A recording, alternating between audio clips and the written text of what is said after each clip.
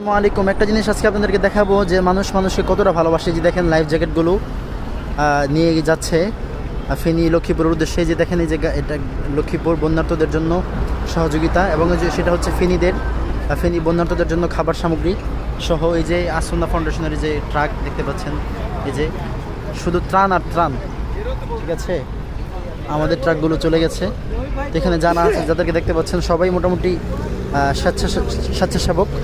যাদেরকে দেখতে পাচ্ছেন আলেম থেকে শুরু করে জেনারেল বা যাদেরকে দেখতে পাচ্ছেন সবাই মূলত স্বেচ্ছাসেবকের কাজ করতেছে আমরা।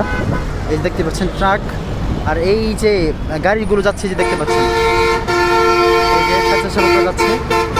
সেই সাথে মানে 10টা গাড়ি গেলে 10টা গাড়ির মধ্যে প্রায় 5টা গাড়ি হচ্ছে এই ত্রাণের গাড়ি এবং স্বেচ্ছাসেবকদের গাড়ি। আলহামদুলিল্লাহ, আমাদের নতুন এক বাংলাদেশে আমরা নতুন করে গড়ব ইনশাআল্লাহ। দেখতে পাচ্ছেন সবাই শুধু